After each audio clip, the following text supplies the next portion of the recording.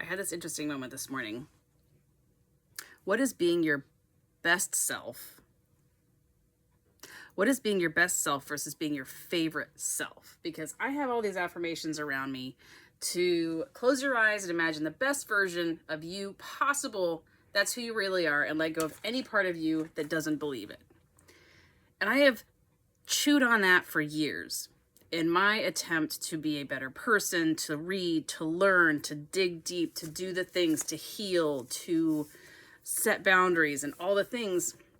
And still, when I'm in a moment of I'm having a go and I'm starting to spiral and things are getting overwhelming from a sensory perspective, the brain is overstimulated. That's the word I'm looking for. When I'm getting overstimulated because I can't keep up with all the energy. Am I being my best self? And I don't even want to be my best self because then I can judge that. Am I being my favorite self? Am I being my favorite self today? And I was upstairs and my girls were doing stuff and I was starting to kind of get into that glitchy control, like, I don't like this. I want to wrap up this play. I don't like it. And I was like, wait a second. Would my favorite self really have a problem with this? Because my favorite self doesn't. My favorite self understands that they're playing. My favorite self understands that we're going to figure this out. My favorite self understands that there's going to be disagreements between my kids. We're going to navigate that. And I can't fix it if I'm doing all the control. So I decided to flip the switch and just be my favorite self. And I just did it before I pressed record here because I was starting to worry about stuff. What is my favorite self really like? My favorite self likes bright colors. My favorite self enjoys having my family with me. My favorite self enjoys hearing my kids laugh. And my favorite self enjoys getting to be part of that laughter. That we are a safe space for my kids to express themselves and have ideas and to create. That my oldest wanted to take apart one of her toys today to figure out how it worked because she wanted to fix it. And she couldn't quite figure it out when she tried to put it back together. So now we get to sit together and figure it out. And that's exciting. I was annoyed when I first heard about it, but I'm still excited about it because that's her learning and engaging. And she's in a safe space where she can do that. Whereas I know other folks, and maybe me, was shut down when I wanted to take stuff apart and learn about it because what if I broke it? What if I did it wrong? What if I couldn't fix it? And then now that thing was useless and I had just destroyed it because I wanted to learn and grow. So my favorite self is not my best self. My favorite self holds space for me to be in play, for me to love things just because I love them. My favorite self has grace and forgiveness. My favorite self is in process of becoming more, and that's okay. But I am not here to be my best self because my best self is a lie. My best self is one that either has a clean house and everything else is suffering. My body looks the way Pinterest tells me my body's supposed to look, but then I have no time to spend with anybody else and I'm miserable because I'm hungry all the time. Or I'm working all the hours to have a career that I had sold myself on in a 9-to-5 corporate world, but I'm miserable inside. And because I spend all my time doing that, then I'm resentful of the money that I earn from that job, and I'm resentful of my family spending that money that I don't get to enjoy. My favorite self has no requirements of me. My favorite self is just in the moment being my favorite self, and favorites change all the time. You can have a different favorite color every day. You can have a different favorite food every day. I'm wearing this sweater because it's a rainy day and it's kind of cold out. But every time I look at it, there's a local company called Modernistic. And the jingle goes into my head like freaking Inside Out, where they play the chewing gum commercial, like, oh my God, all day. Modernistic. With my optimistic, but I'm optimistic instead of modernistic. It's very cute. My favorite self lets me have that space to play. So, all this being said, to trim down to a very short memo, are you being your favorite self? Or are you beating yourself up because you're trying to be your best self? And is your best self a lie? Is your best self really who you want to be? Or you really want to be your favorite self? You want to be your favorite self that you've read stuff and that you love it. Your favorite self that you can play and you love it. Your favorite self that you're spending time doing things you love and you love it. And if you're not there yet, maybe your favorite self is working through that. Because Olympians have to train hard too. And there may be some days they don't want to show up on the track or at the swimming pool or on the field, but they still do it because they want to. And it's not about braining your way through it. It's about finding your favorite self space that enjoys the process, that enjoys becoming more, that enjoys walking the path to where you want to go. I mean, you do the GPS thing, you may drive through some places that are not for you, but that doesn't mean that the process, the map from A to B is wrong, because you're still getting where you want to go, but you got to go through some stuff, and that's okay. So I found that when I switched from being who was I being, to being just being my favorite self, it took out the glitch. It took out the glitch of having to reason through the why, having to process the ick, having to recognize it, having to forgive, having to have a reason, having to fix it. I was just like, you know what? I'm not being my favorite self right now, and I'm going to stop that, because I don't let people tell me what to do. Oh, Lord, no. My PDA does not let people muck up my groove. And if they're going to muck up my groove, then I have given them my power, and that's not happening. So we're going to go back to being our favorite self. If our favorite self is goofy, then we're our favorite self. And if they can't handle that, that's their problem. Because I can be my favorite self. And if you've hidden long enough and you're in the process of finding your favorite self, you are in a safe space here. This may be parenting with intuition, because we have kids and we have lives and we're trying to figure out all of those wonderful things. But in that process, you have lost who you were before you had kids. You are now responsible for small humans, or big humans still. And you're trying to figure out who you are now and who they are, and hold space for them, and hold space for you, and hold space for what do you want to do, and the hobbies that you don't have time for, or the new hobbies that you do have time for, or that you want to do and you don't have time for because you don't have time for old hobbies. And it's this whole process. There's a whole process here with parenting with intuition, because it's not just about, oh, I'm going to tune into my higher self and we're going to have a beautiful day. No, that's not what this is about. But if we're being our favorite self, and being kind with who that is, because my shouty brain is very shouty and says horrible things to me. Being my favorite self, I know that shouty brain is bullshit. And I can be kind when shouty brain starts to go down the rabbit hole and tell me things that I would not let anyone tell me. So, being my favorite self allows me the room to be all of those things. I can be serious, I can be goofy, I can be playful, I can be completely wrong, but I'm still being my favorite self, and I'm being kind with myself about it. Because you're never going to be controlling enough to control everybody, because nobody does that. And you're never going to be angry enough to help the angry. When you're angry, you're never going to be angry enough to help your angry self. And when you're sad, you're never going to be sad enough to help your sad self.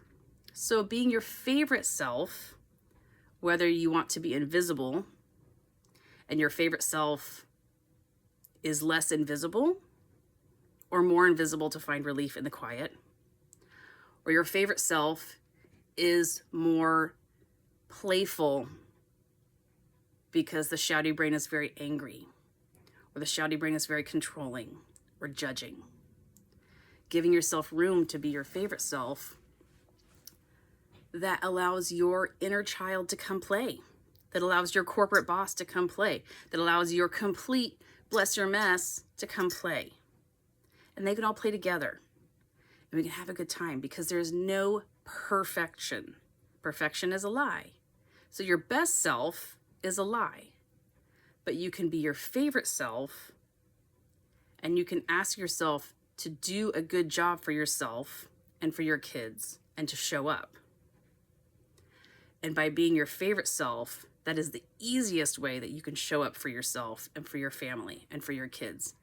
And being your favorite self is the easiest way that you're going to hear guidance, and you're going to receive inspiration, and you're going to find really cute, funny things, or really informative, helpful articles and people, and getting the next step to the place where you want to go. Being your favorite self gives you that room to wiggle and play. Because, feel the energy. Your favorite self has room to breathe. Whereas when you're being your best self, you are controlling, and you're squeezing, and you're pushing, and it's so hard. and you have ideas of what the best self is because my parents told me this and my teachers told me this, and if I don't do this and I don't get this perfection thing, then oh, I have failed, and now I'm on the floor and I gotta peel myself off, and oh my God, and I need to call my friend and we need to drown ourselves in wine and have a whole sorrow, and then I get pissed off at my husband and I scream at him because I feel like I'm failing and it has nothing to do with them. Or you can just be your favorite self. Give yourself a bit of grace. Give yourself a bit of room to play. And laugh, for fuck's sake.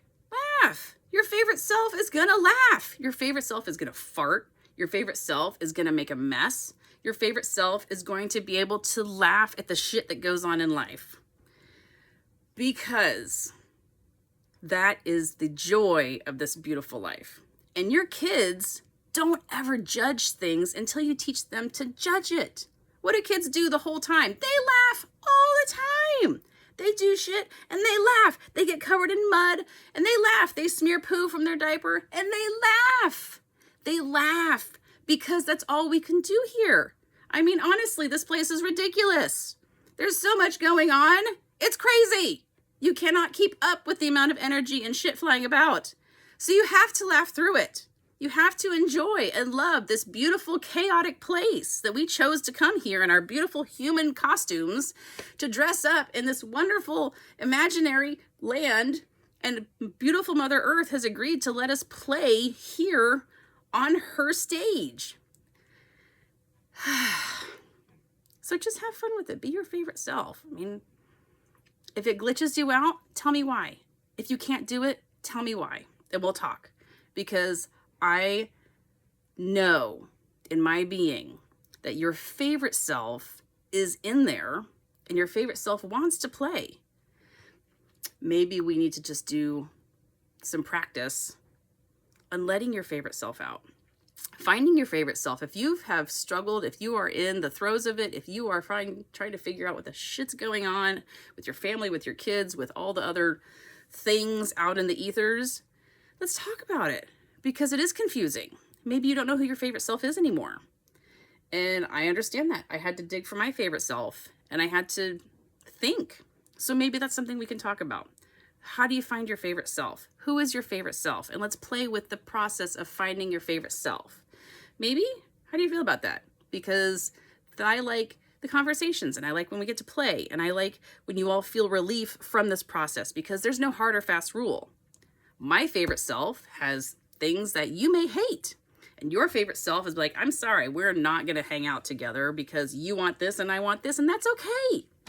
I don't eat a lot of meat. I don't like the smell of it. So me going to like a meat fest, probably not going to be my favorite place. I don't like large crowds. So going to a baseball game sounds like torture. But if you love baseball, there you go. That doesn't mean that we can't talk about the things that you love. Tell me about your favorite baseball game. Tell me what you love about it. Tell me what brings you joy while you're there. Let's do that because I love that you love it. That's the favorite. That's the favorite self, the favorite person that you're being. So as I ramble on here, what do you think?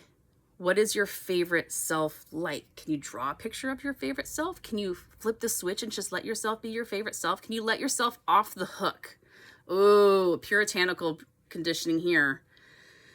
No judgment to any religious whatevers, but that is a conditioning. Can you let yourself off the hook? Because we have been conditioned that we must pay a penalty, a judgment, a punishment, a price. And we do it in our own creations. Oh, I fucked up, so now I got to pay the price. And you create some sort of punishment. You create traffic, you create inconvenience, you create an argument to punish yourself or the other person for doing a thing because of judgment. Can you let yourself off the hook? Can you just let yourself off the hook? Because that's just a bunch of funk that we need to let go. Let yourself off the hook. Be your favorite person. When you fuck up and you forget, you're like, oh, I'm not being my favorite person right now. I'm being a judgy bitch. Oops. I do that. I do that a lot. So I can flip that. I don't have to be like, oh my God, why am I being the judgy bitch today? Oh, it's terrible. I'm just going to have to be a judgy bitch all day because I just can't flip it until I go to bed. No, that is crazy talk. Would you let your kids do that? No, you demand that they switch out of it regularly at a moment's notice, because heaven forbid we let them be them and have their feelings. And if we show them to be our favorite selves, then they're always going to be their favorite selves, and no one's going to fuck with them. No one's going to pull one on them, and no one's going to try to sell them some sort of bullshit relationship or crap that they don't need. So we get to be our favorite selves today to raise the badass children that we have. We get to be our favorite self today to remind them that there is joy in life and that they will always find joy in life. And we get to be our favorite selves because we're living and we deserve to live in some sort of joy. Hello, my favorite self is my favorite self. And tomorrow, if I don't want to drink coffee, I won't. I will make tea, because my favorite self tomorrow will be a different person. My favorite self will listen to dubstep and lo-fi today, and tomorrow I'll be listening to Euro jazz and classical, whatever. But my favorite self is still my favorite self, and it still brings me joy in that moment. That's where we're at. Being your favorite self, letting yourself off the hook, letting your kids off the hook so they fucked up. Welcome to life. So a person messed up, welcome to life. If you need to set boundaries with that person because they're just not being kind to you, would your favorite self let somebody walk on you? No, absolutely not. But your favorite self's not going to try to control them.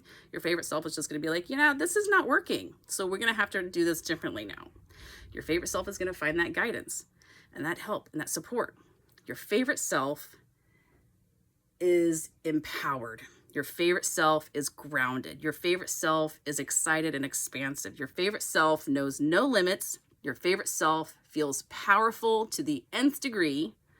Your favorite self is all the things wrapped up with a superhero cape and angel wings, riding on a dragon, like doing all the things, and still being human, and still being a person, and still being a mom, and still being a boss. But you're doing your favorite self along the way. And comparing being my favorite self today to comparing myself yesterday that was like really struggling to push the rock uphill and get the things done that I did not want to do, there is a difference. There is a difference. And if you need medication to help you find your favorite self because your brain doesn't create the chemicals to help you do that, great. If you need fresh air to help you find that, great.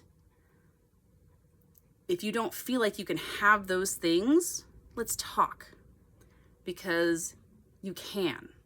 And I'm not going to say it from a medical gaslighting perspective of, oh, you just need to go out and walk more and need to eat better, because my physician tells me the same thing too.